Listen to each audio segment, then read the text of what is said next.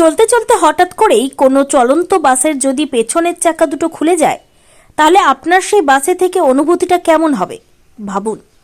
সুতির আহিরন ব্রিজ সংলগ্ন 12 নম্বর জাতীয় সড়কের ওপর ঠিক এই রকম অনুভূতি হলো 20 জন যাত্রীর। কোনো রকম প্রাণে বাঁচলেন তারা। ঘটনায় কয়েকজন আহত হয়েছেন। শুক্রবার মালদার দিক থেকে বহরমপুরের দিকে একটি যাত্রী বোঝাই বাস রওনা দিয়েছিল। আয়রন ব্রিজ ক্রস করতে গিয়ে ঘটল বিপত্তি। বাসের পেছনে পুরো চাকার অংশটাই খুলে গেল। প্রচন্ড শব্দ কষে ব্রেক করলেন ড্রাইভার, ছিটকে গেলেন প্যাসেঞ্জাররা। বাসের গতি হঠাৎ করে থেমে গিয়েছে। পরবর্তীতে ঘটনাস্থলে পৌঁছে আহিরন ফাঁড়ির পুলিশ ও স্থানীয়রা উদ্ধার করে প্যাসেঞ্জারদের। পুনরায় অন্য বাসে করে তাদের গন্তব্যে যাওয়ার জন্য সাহায্য করেন। একজন প্যাসেঞ্জার জানিয়েছেন তার ভয়ঙ্কর অভিজ্ঞতার কথা। Bureau report, daily news.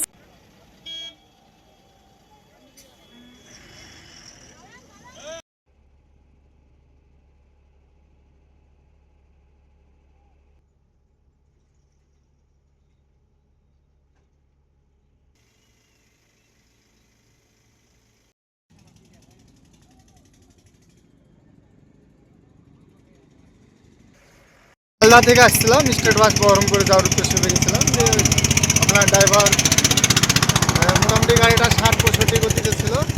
পেছনকার চাকা অ্যাক্সেল সব খুলেও ধাক্কা মারে এখানটায়।